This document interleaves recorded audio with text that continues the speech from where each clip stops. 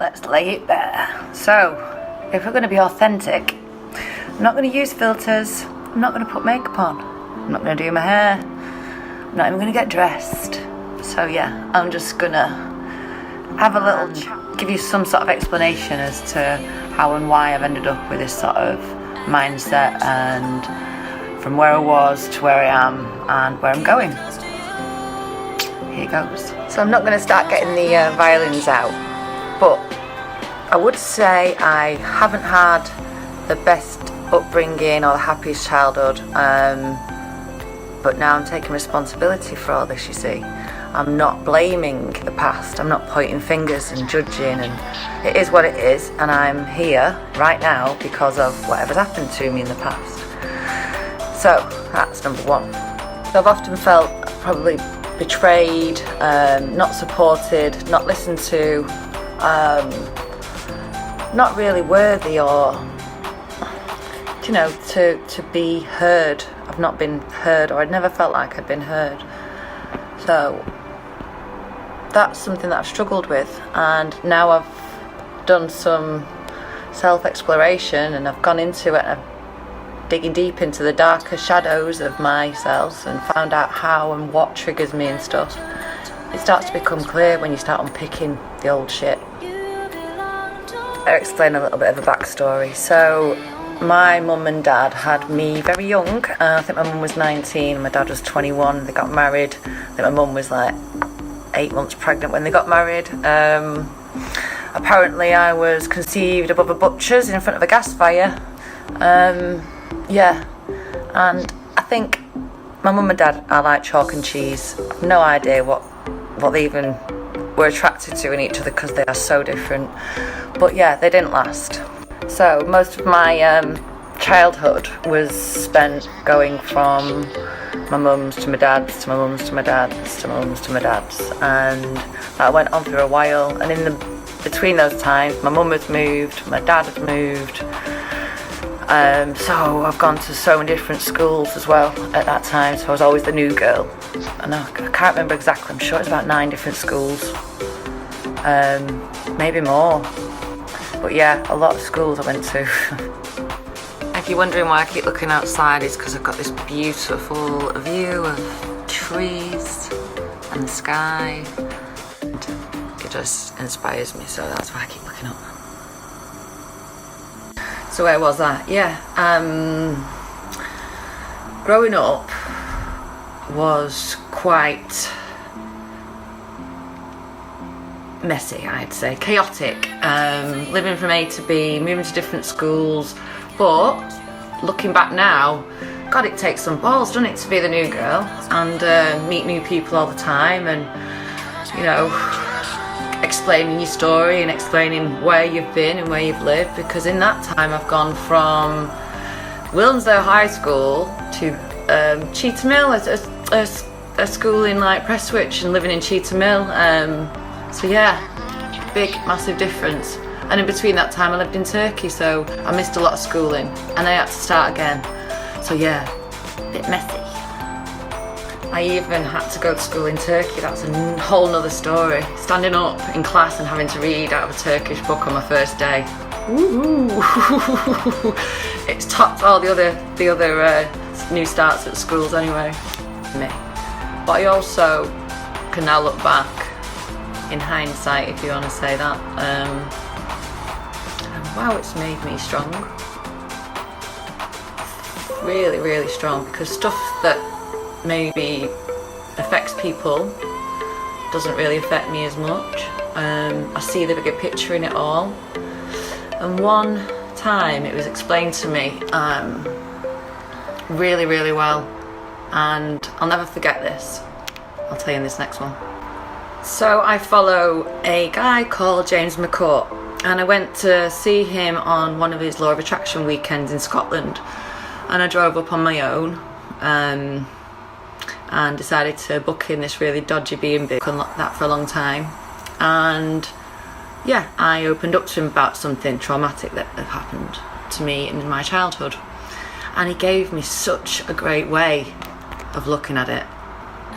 He said, so this thing that happened to you, Imagine this world isn't exactly how you think it is.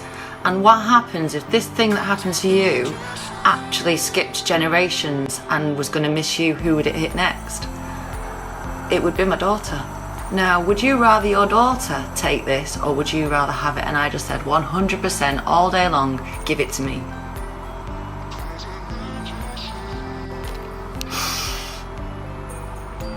Right, it's about being authentic. So, there's the trigger. There's the trigger.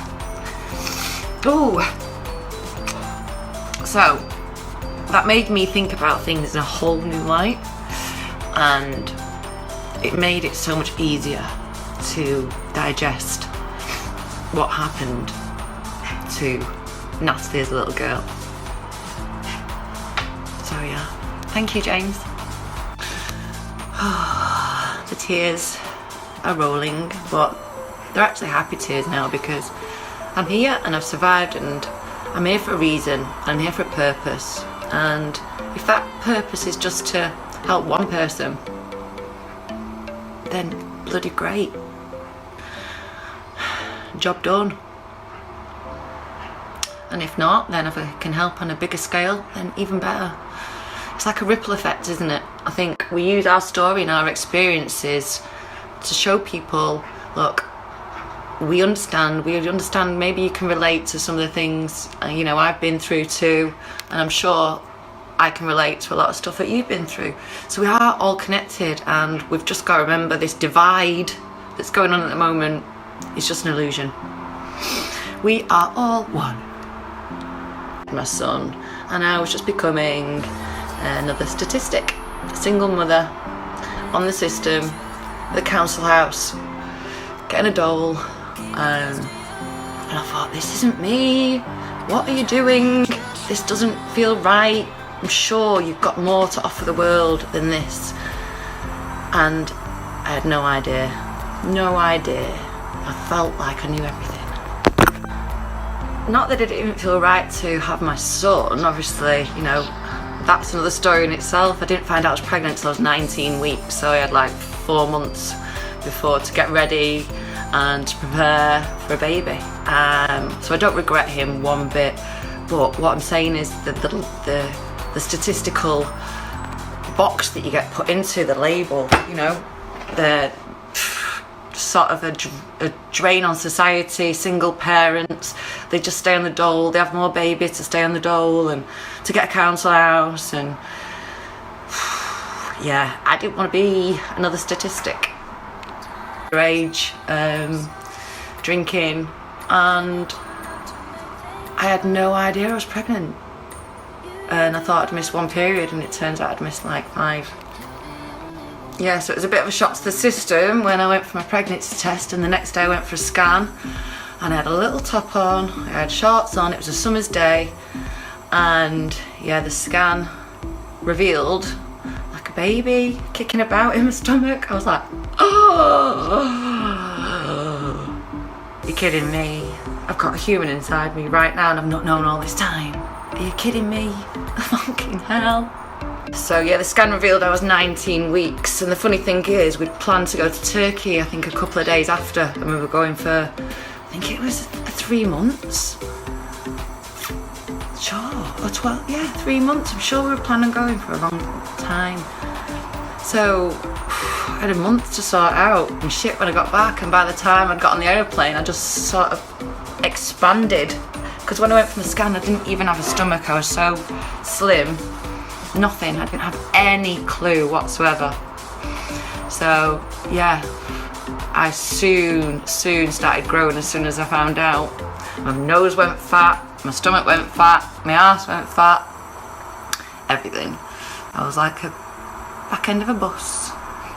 When I say we went to Turkey, it was my mum and my little brother. Was it my little brother there? I don't think he was actually. I can't remember. I'm sure it's just me and my mum.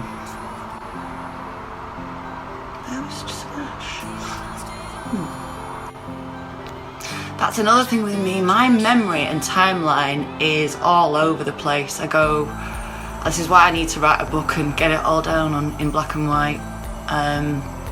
Because the reason why I couldn't remember if my brother was there or not, because on a couple of particular times when something quite bad happened while we were away, I can't remember him being there. So that's why I question it. And then I look back at pictures, I'm sure he's on the photographs.